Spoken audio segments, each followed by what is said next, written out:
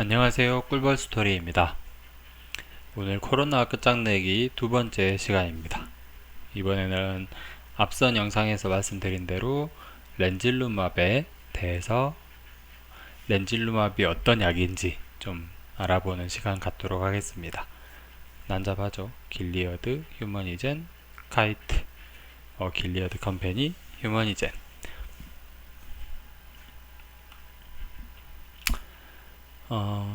영상이 전문 용어가 많아요. 근데 사실 저도 뭐 잘 모르거든요. 근데 이제 조금이라도 예전에 배운 내용이 있으니까 그냥 같이 이렇게 제가 나름 이렇게 엑셀로 정리를 한 내용을 같이 공유한다, 공유받는다, 뭐 그런 식으로 생각을 해주시면 감사하겠습니다.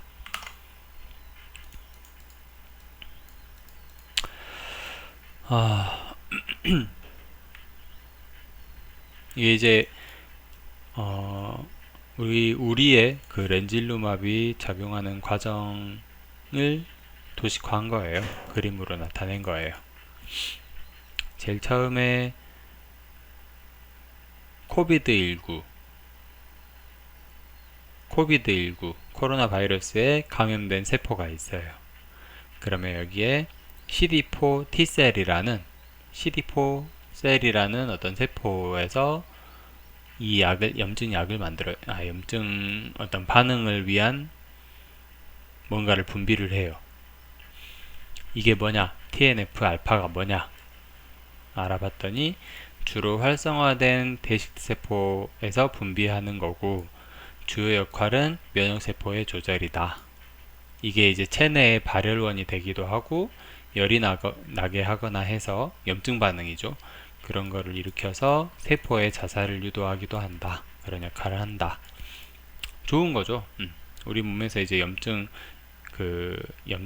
반응을 일으켜서 궁극적으로 얘를 죽이는 역할을 하는 거예요. 그 다음 TH17이 뭐냐 좀 알아봤더니 암을 조장하고 전이하는 데 관련하는 세포다. 인터페론 감마를 분비한다. IFN 인터페론은 똑같아요. 뭐 면역 반응의 일환으로 면역 반응을 일으켜서 이 감염된 세포를 죽이는 역할을 한다. 그렇게 알고 계시면 될 것 같아요. 그래서 이 반응의 결과로 분비라는 뜻이거든요. 분비를 하는데 뭘 분비하냐면 GM-CSF라는 거를 분비를 한대요. 약자가 겁나 길어요.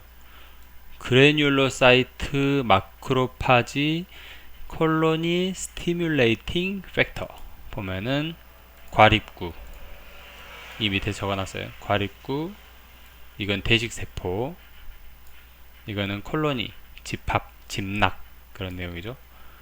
그거를 자극하는 인자다.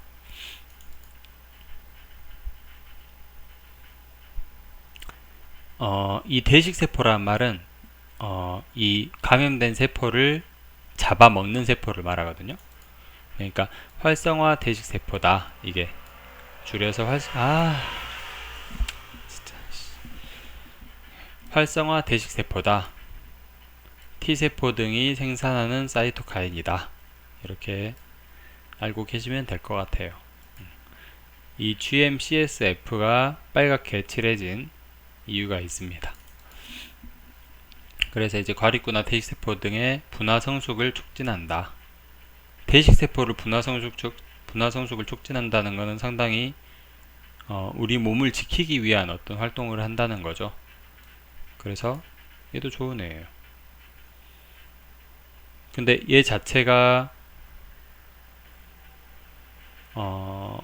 어떻게 보면 식작용을 하는 거죠. 염증 세포를 잡아먹는 작용을 한다는 거죠. 그래서 이제 얘가 오버 액티베이션 과하게 자극돼서 마이엘로이드 셀 골수세포라 돼 있죠. 골수세포를 과하게 자극을 하면 얘를 분비를 한대요. 복잡해지죠. 정신없죠. 그냥 대충 그냥 쭉쭉 넘어가시면 될 것 같아요. 프로인플라마토리 염증 전 사이토카인 앤 케모카인스 염증 전 면역물질, 염증 전의 면역물질 얘를 분비를 해요. 그래서 얘들이 각 장기에 퍼진다는 거예요. 제가 이해하기로는 이 장기 어딘가에 폐, 위, 심장, 간 등등 여러 몸의 어떤 부분이든 간에 그 감염된 세포들이 있겠죠. 바이러스든 세균이든. 그런 것들이 감염된 위치에 얘네들이 분비가 돼서 얘들이 면역 반응을 일으킨다. 이렇게 생각하시면 될 것 같아요. 그래서 결론은 어떤 코로나19라고 생각하지 마시고 어딘가에 감염이 됐어. 그러면 얘를 분비를 해. 그래서 얘가 분비되면 이 세 가지가 뭉쳐서 GM-CSF를 만들어. 그럼 얘를 막 자극을 해요. 마이엘로이드 셀 자극을 막 해. 빨리 해. 일 좀 해. 그러면 얘들을 막 만드는 거야. 얘들이 이제 병사들이죠. 이 병사를 만들면 이 병사들이 직접 가서 얘들을 잡아쳐 죽이는 거예요. 그렇게 생각하면 될 것 같아요. 대충 이해됐죠? 그러면은 이 사이토카인은 뭐냐? 면역세포에서 분비하는 신호전달 물질이다. 면역세포에서 분비하는 신호전달 물질이다. 케모카인은 뭐냐? 사이토카인 중 하나래요. 사이토카인 중 하나인데 뭐 특정 세포를 유도하는 기능을 보유하는 얘들이다. 유도탄이다. 뭐 여기다 공격 뭐 이런 식으로 하는 거다. 그래서 이제 사이토카인 폭풍이란 말이 얘들이 겁나 많이 나오는 거예요. 겁나 많이 나오다 보니까 그 겁나 많이 나온 이유가 뭐냐? 얘가 잘못 움직이는 거겠죠. 네. 얘 또는 얘가 뭐 이 단계 중 하나가 그 말은 뭐냐면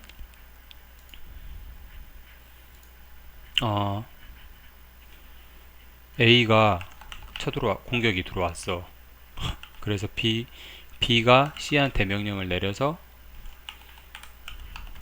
공격. 나쁜 놈이죠. 근데 B가 지휘관이야. 그래 C를 만들어.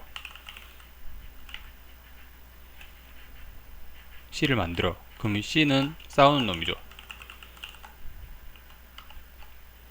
근데 이 지휘관이 고장이 난 거야. 그래서 예를 들면 C랑 C끼리 싸우게 한다든지 아니면 우리가 지켜야 되는 거 있잖아요. 우리의 고향, 예를 들면 대한민국을 공격을 한다든지 막 하는 거야. 그래서 이 C가 과하게 만들어진다 해서 사이토카인 폭풍이라고 하는 거예요.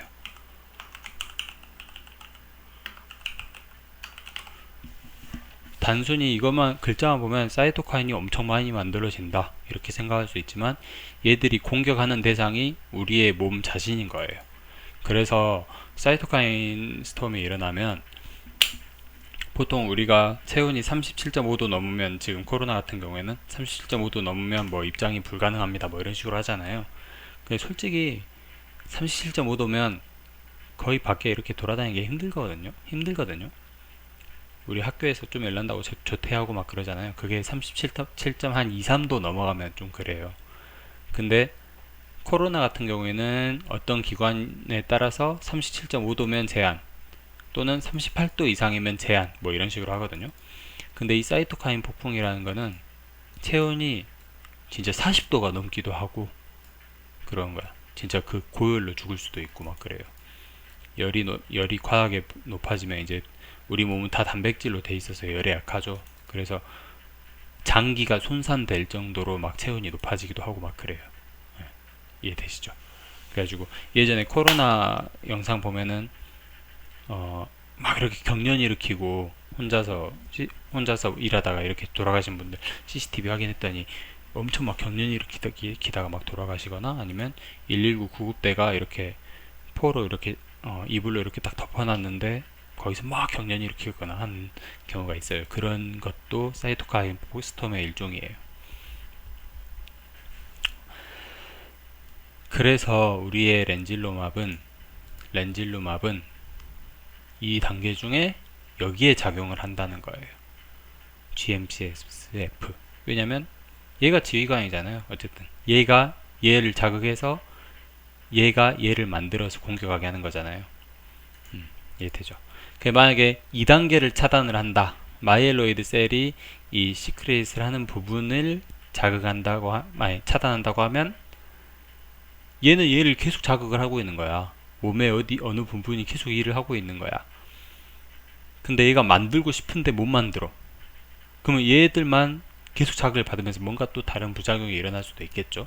그리고 실제로 과학 기술로도 뭐 여기가 불가능한 좀 뭔가 어려운 이유가 있을 수도 있고, 그래서 이 단계를 차단하는 게 제일 효과적이다 해서 여기를 하는 것 같아요.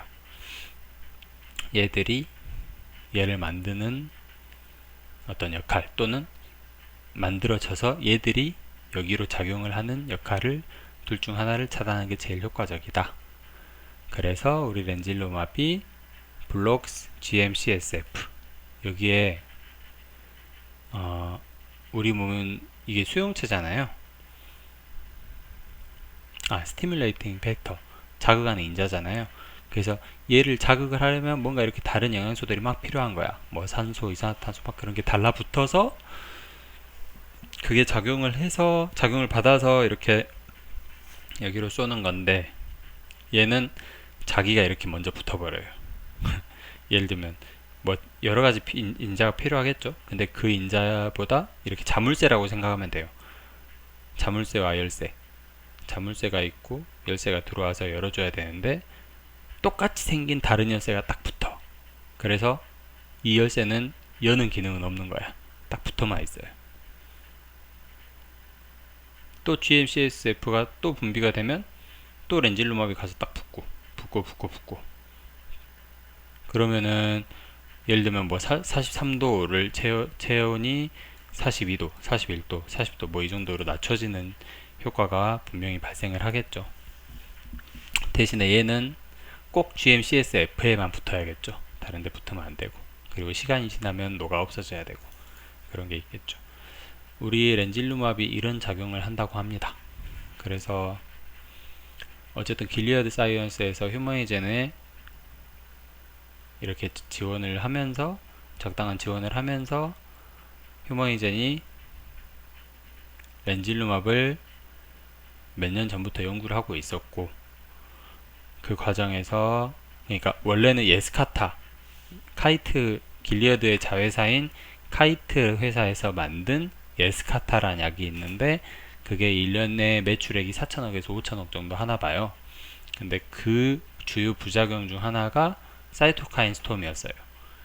근데 그거를 이제 길리어드에서 자회사의 자회사 또는 뭐 계열사 막 이런 거를 선정을 해서 그 중 하나가 휴머니젠인데 너네가 이 사이토카인 스톰 좀 어떻게 해봐라 해서 몇 년 전부터 연구를 하고 있었는데 아다리가 딱 맞게 떨어진 거야.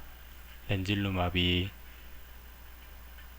약이 있었는데 코로나19에 또 주요 증상이 부작용이 아니라 주요 증상이 그 사이토카인 스톰인 거예요. 괜찮지 않나요? 잘하면 그 뭐 있죠, 그 저희 하이드로클로로킨하고 여러 가지 약 있잖아요. 그 코로나 치료제 그런 것들보다 더 속도가 빠를 수도 있을 것 같아요. 그리고 셀트리온이나 뭐 여러 가지 회사에서 지금 우리나라 회사들도 코로나19 치료제를 만들고 연구를 하고 있는데 미국에서 이렇게 만드는 미국 회사에서 만드는 게 아무래도 속도가 빠르겠죠. 뭐 전 세계가 이렇게 주목을 하고 있다고는 하지만 트럼프 정권의 정책도 좀 약간 흥성되어 온 것 같이 이렇게 좀 쇄국 정책도 하는 경향도 좀 있고 그런 정책을 무시는 못할 것 같아요. 우리나라에서 개발하면 대박이죠. 네. 어쨌든 뭐 저는 그때 당시에 6월 달에 녹화할 때 7월 한 달 동안에 참 많은 뉴스들이 있을 것 같다 이렇게 말씀드렸었는데 벌써 7월 중순입니다. 7월 둘째 주죠. 둘째, 셋째 주. 전 솔직히 이번 주 중에 좀 괜찮은 뉴스들이 좀 나와줬으면 좋겠어요. 넉넉하게 잡으면 뭐 다음 주까지라고 말씀드리겠는데, 저는 솔직히 이번 주에 뭔가 뉴스가 좀 나왔으면 좋겠다. 텔콤과 KPM 입장에서 보면 그러는데, 워낙에 또 휴머니젠에 투자한 회사들이 많죠. 그렇기 때문에 어쨌든 저희는 좀씩 희망을 갖고 긍정적인 생각으로 기다리면 좋은 결과가 있을 것 같습니다. 여기까지 제가 정리한 내용 공유해드리는 시간이었고, 휴머니젠과 렌질루맙 두 가지에 대해서 알아보는 시간 가졌습니다. 여기까지 봐주셔서 감사합니다.